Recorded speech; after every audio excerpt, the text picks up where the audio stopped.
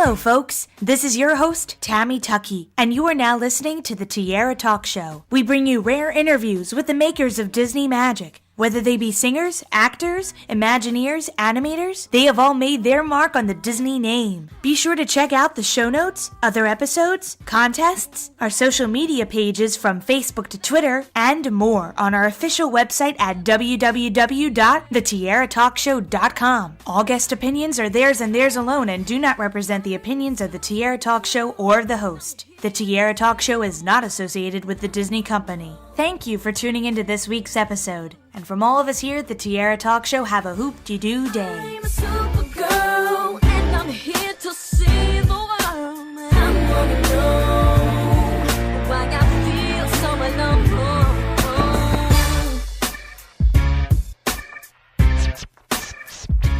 I'm excited to welcome this week's Tiara Talk Show guest, Krystal Peterson, to the show. Welcome, Krystal. Thank you. I'm glad to have you on the show, and a lot of people probably know you by your stage name, Krystal Harris.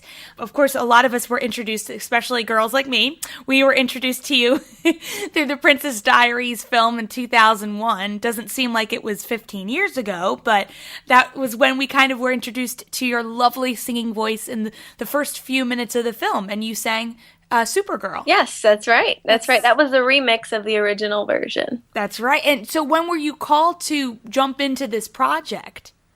Well, I was recording my first really nationally known record, and I was 18 years old at the time. And when we recorded the record, we finished Supergirl kind of midway through the record.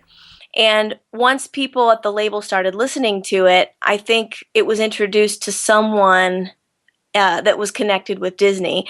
And they had the film Princess Diaries that was at the time being filmed. And they were looking for some music and I think beginning to think about the soundtrack. So they approached my manager. They asked him to ask me how I would feel about having it be a part of the film. So the label was down for that. And I was, of course, like, well, yeah, I mean, I don't think no would be an appropriate answer. So I went ahead and went forward with it. And they offered to pay for half of the video costs if we would allow them to use it as the theme song of the movie. So that's when we started planning the video shoot. This is also including Anne Hathaway, and I think, was it Robert Schwartzman? He played the boyfriend, and then the cute-looking guy, I forget his name was Derek or something in it. So the three cast members joined you for this music shoot too. That's so much fun. Yes, and it was a lot of fun. I mean, all three of them were very, very sweet. They were very nice to work with, very friendly. So I have nothing but positive memories of that time with them. And it was kind of neat to switch gears from a music video to more of a film style of... Yeah, like with more of a storyline to the music video, you mean? Yeah. So it was kind of cool that they wrapped that into it. And it gave me a chance, very new to the international world at that point of the music business. It gave me a chance really to see what it was like to switch to that type of filming. And I think you may have spent a couple of days just doing like a diner sequence with just Anne. And yes. I like it in the music video. They include maybe some behind the scenes bloopers of just you guys laughing. Yes. Yeah, she's just a really sweet person. Very personable. And so it was kind of easy for us. I mean, I'm pretty social, so it was easy for us to just kind of hit it off and chat. And we were both really young, pretty much at the same spot, young in our careers. And, her mother was there with her. I mean, she was pretty much at the very beginning of what we all know now to be Anne Hathaway, the Oscar winner. And rumor has it they're going to be bringing back Princess Diaries again because Gary Marshall has been talking to Anne Hathaway. I don't know if you heard about this, but I think it would be really cool if they brought you and Myra back because your songs were the beginning and closing of the film that a lot of us just remember, and that's what we associate with the Princess Diaries. Or if we're thinking about Princess Diaries, we associate those songs with it. So I hope they call you back and ask you to do another song. Oh, that would be really cool, actually, and really wild. That would be a wild Whoa, that would be a trip. Well, you're a songwriter, correct? Like you write your own lyrics and music, right? Yeah, I honestly, for me, it comes in as a part of my life. So I have feelings about a lot of different things.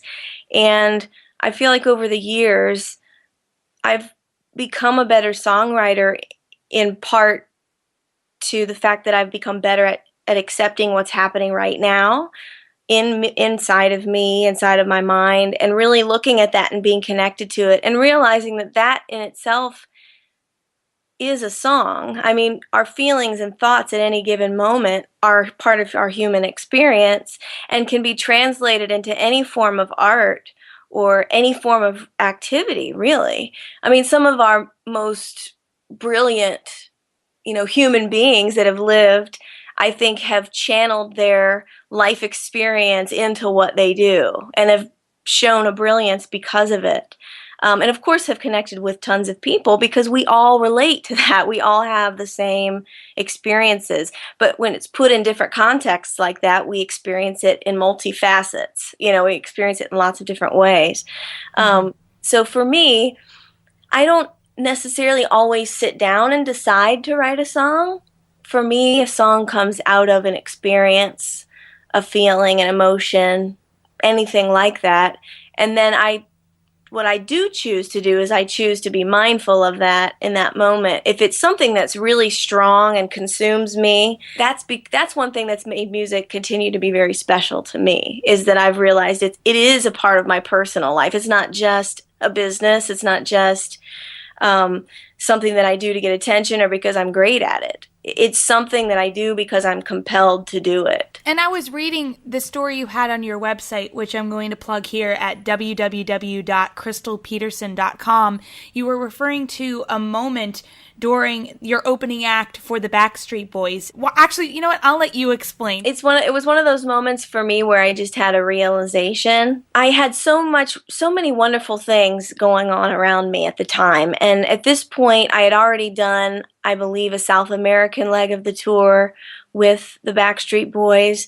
And they are really wonderful people. I always want to let people know that they are real people with hearts, and they're good people. They really are. They've always cared about me. I still keep in touch with some of them on a regular basis, and they're just people with good hearts. I mean, I know I just said that, but they really are. So what I'm about to talk about is really a personal experience, and I would not have had this start of this realization as strongly as I did had I not been given this opportunity.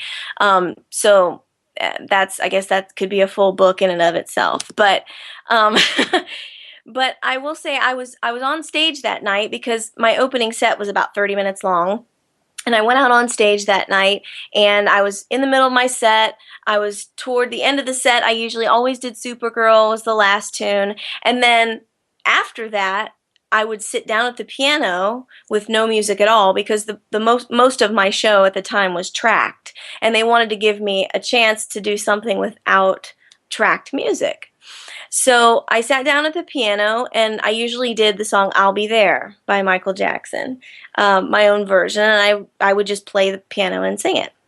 And this night in particular, the piano, which, by the way, when a lot of times when people tour with pianos, not everybody, but a lot of shows, it's a piano shell with a keyboard brain in it, so that it travels better because pianos are super heavy, so it's hard to travel with those on tour. So I'm assuming this is why they do this. So there's a shell of a piano and there's a keyboard inside, but it looks like a big white piano. And I'm playing it in the middle of my last song, "I'll Be There," the piano goes out. I had been thinking before this moment about how much over the last few months before that, how much I felt like this was different from what I had been doing growing up. And I didn't know exactly how it was different, but it was like the format that I was in, I was starting to feel trapped in, as if I couldn't really get to the people because of the way that I was being presented. And I mean, everything was cool. It just something didn't feel right. So when that piano went out, I thought, Actually, I don't think I did. I don't think I thought about anything, actually. I grabbed the microphone off the stand, really not thinking about anything, and I walked out to the front of the stage with the mic and just continued to sing the song. And I finished out the song, and I remember feeling so free in that moment that I could walk away from what was programmed for me to do. And it was like I remembered that that was part of how I learned and part of what I loved about music. And I grew up with my mother, who's a jazz musician, and my father, who's a self-taught rock musician. And both of them approach music in a pretty improvisational way, meaning that they approach it from a here are the chords I'm going to play, but I have the freedom to go in and around those chords and do what I'd like to do with it. Jazz music is really one of the best. Jazz and gospel are really some of the best examples of this. And so in that moment, I feel like I had a realization that that was where I really wanted to go. Now, I didn't really know how to get there from where I was at the time, but at the end of that song, the entire arena just erupted in noise. I mean, it was so loud. They were screaming and stomping their feet so loudly. It was such a huge affirmation, a huge moment of like, whoa, this is something real just happened here. Because people usually ended my set with applause, but this was something different. This was like people were like screaming from their bellies and like pounding on the floor. They were so excited about it. And I think we both had this moment together, which is the thing that I crave so much in music, is being able to, whatever I write, for it to not only be authentic and real, but for it to be so real that it's happening now between me and the audience. And I like to write songs that I'm free to connect with the audience in that way. So that was that night. That was like kind of the first realization I had had in a long time. Of course, it was scary. People will think, you know, oh gosh, you know, well, you're already successful. I mean, I'm 18, 19 years old at this point, and there are a lot of people around me who are more experienced in a lot of ways and who are in the business and know a lot more than me. I gained a lot more great experiences. I ended up signing with William Morris, which is one of the largest agencies in the world for film, television, and music, et cetera, et cetera. I signed with an agent that was quite, and is still quite well known in the business, and learned a lot from her and learned a lot about acting. And she asked me if I wanted to be in some films and television shows, and so I said I'd love to. And not long after that, Country Bears came down the pike, starring as myself in that, and ended up doing a video for that.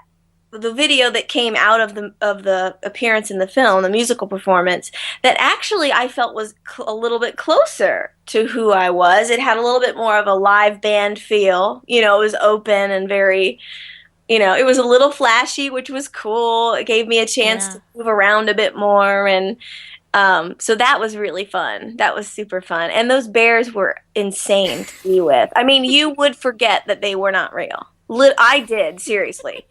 Until the guy took the hat off, like the head off completely. And it took 2 people to operate those bear suits. Well, what's weird is that after I left Los Angeles, which was probably 2.5 years after the tour ended with Backstreet, when the tour concluded, I stayed in town for a couple more years and did a lot of auditions, and I ended up scoring a role on Touched by an Angel, a starring role on an episode, and almost 23 at the time, and packed up all the stuff that I had there into my little Honda Civic, and I drove back to Indiana to live with my parents for a short time, because I just needed to catch my breath for a minute. And I was questioning and thinking about so many different core things that I was really overwhelmed at the time. And I didn't have a lot of money left from my, my time with my manager and in the industry. And that's a whole nother, I guess that'll go into my tell-all book at some point. But I ended up later taking a gig for Opryland, the corporation Opryland, doing a big Christmas show, and ran into Victor Wooten, the bassist who was on the Country Bears soundtrack.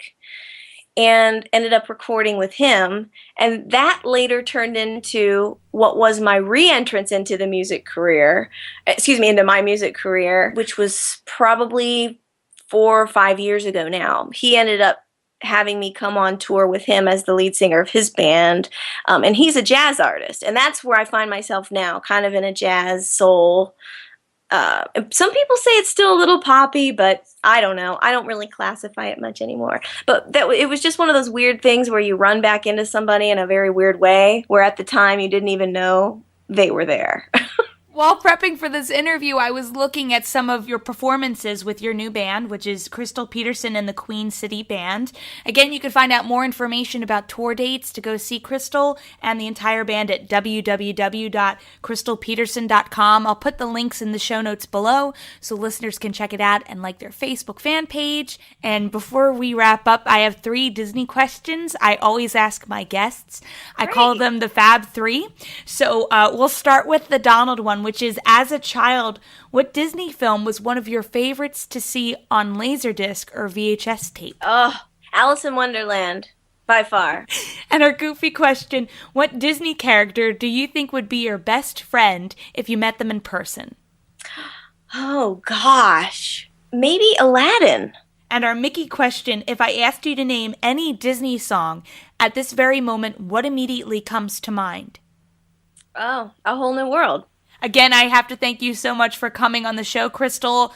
We hope to have you back on if you're releasing a new album anytime soon. I know you have music already up on your website, so again, I'm going to encourage listeners to head over there and check out and see what the latest and greatest Krystal is up to, and hopefully Princess Diaries 3 will come out and we'll hear your lovely voice again on that album. That would be really cool. That would be...